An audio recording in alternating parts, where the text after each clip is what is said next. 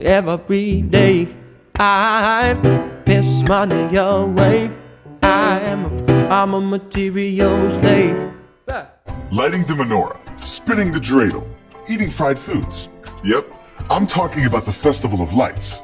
But there's more to Hannika than latkes and geld. More than that. What if I told you that the Hannika story has more intrigue and violence than a season of Game of Thrones?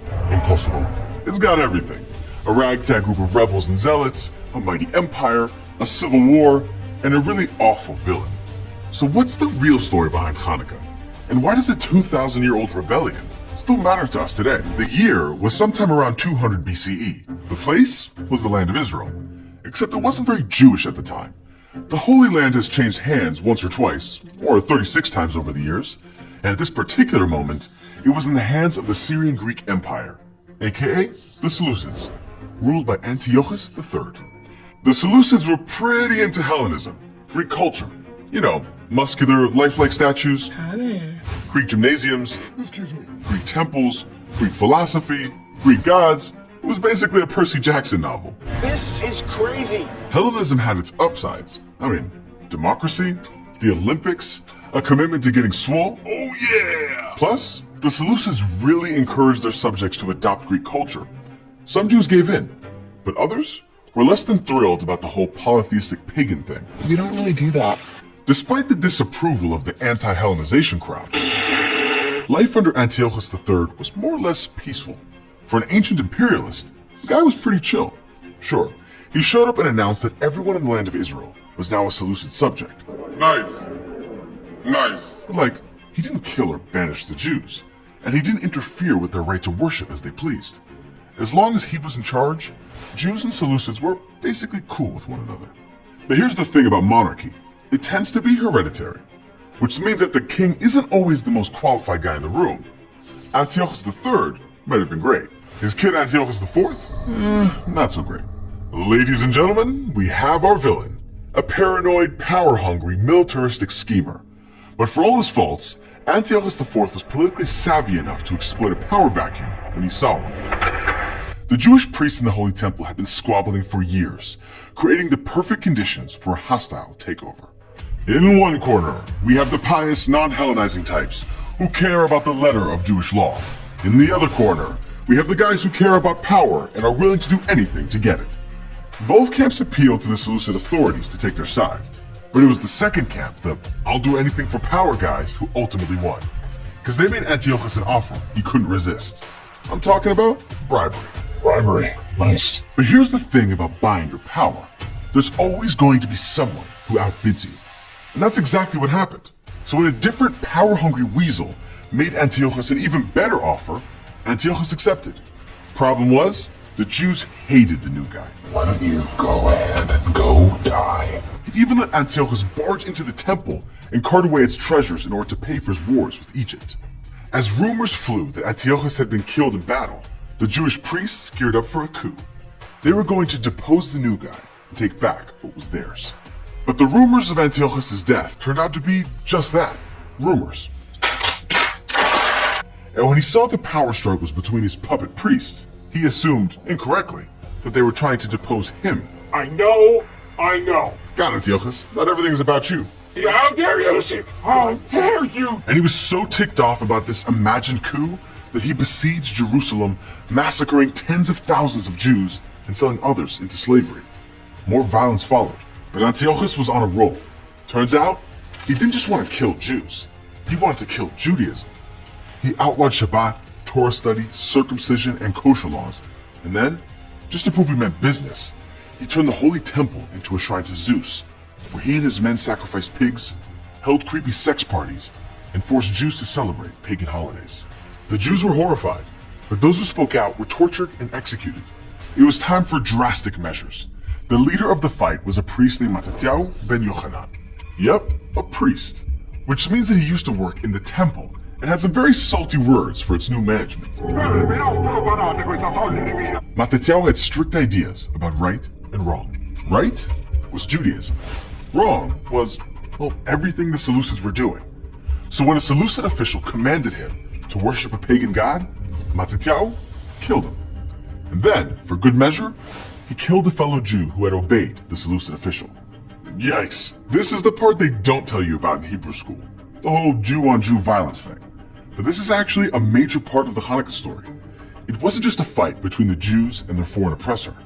It was a fight between Jews about the nature of Judaism, one that had started years before as various players fought over control of the temple. Now, the fight had come to the people, and it was time to make a decision. Were they going to buckle under foreign influences and Hellenize? Or were they going to resist any attempt to change their faith? You can guess what Matityahu chose. Together with his 5 sons, he called the Jews to rebel against their oppressors and restore Judaism throughout the land. No, not Hellenized Judaism with its pagan influences. OG Judaism, without the altars to Zeus and the gymnasiums. Matityahu started off destroying all the symbols of Hellenism that he could find. Altars, idols, statues, buildings. When he died, his son Judah took the rebellion one step further. He was done attacking symbols of Hellenism. It was time to take on the source of the problem, the Seleucid Empire. Judah, like his father, was a true believer, so it didn't matter to him that his forces were tiny. The enemy may have had bigger numbers and better weapons, but Judah's followers had the ultimate secret weapon, their unwavering faith in God. Judah was ferocious. Friends and enemies alike called him the Maccabee, from the Aramaic word for hammer. His troops adopted the name too. Like a hammer, the Maccabees struck hard and fast. True, there weren't a lot of them, but they knew the Judean hills like the backs of their hands, so their lightning ambushes were a success. Yeah, I'll say that again. A tiny group of Jews that could have doubled as a bar mitzvah band. Seriously, Judah and the Maccabees, amazing band name, was winning against the generals of the second most powerful army in the world. But the second most powerful army was in trouble. The Seleucid Empire was in freefall, and the first most powerful army had a vested interest in seeing them destroyed. See, the Maccabees weren't just warriors, they were also masters of statecraft, and they knew who the real power was, Rome. So they sent representatives to, shall we say, reach an understanding with the Roman Empire. The Maccabees still did the bulk of the fighting, but it helped that they had the world's biggest superpower on their side. They also had a pretty good grasp on military strategy. So when Antiochus sent a massive force led by his top generals, the Maccabees prepared a little surprise. Judah knew the Seleucids were planning to ambush the Maccabee camp. So he snuck his army away in the middle of the night, leaving all the lights burning to trick the Seleucids. But only a tiny force remained in the camp, armed to the teeth and ready to fight while most of the army was preparing for a counterstrike. Or rather, multiple counterstrikes. The Maccabees divided themselves into separate forces, using each to attack the enemy from different sides. The Seleucids were surrounded, their forces crushed. It didn't take long for the Maccabees to retake the temple, where they did a serious deep clean and built a new altar for kosher sacrifices.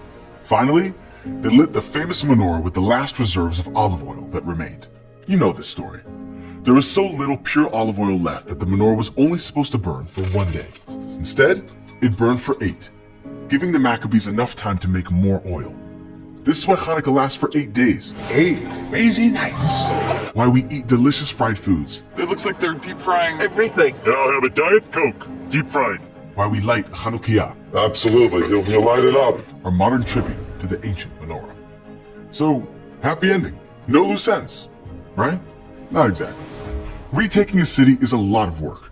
The Maccabees may have rededicated the temple, but there was still fighting to be done. In fact, Judah was killed trying to take the rest of Jerusalem. Pouring out for the OG Maccabee. It took years until the Jews managed to kick out the Seleucids entirely. And the story doesn't end there. Remember, this was a war on 2 fronts. Maccabees versus Seleucids, and Maccabees versus Hellenizers. The Maccabees were winning, for now. They gave the Hellenizers 3 options. 1, stop being Hellenizers. 2, leave Judea. 3, die. Some went with option 1, some with option 2.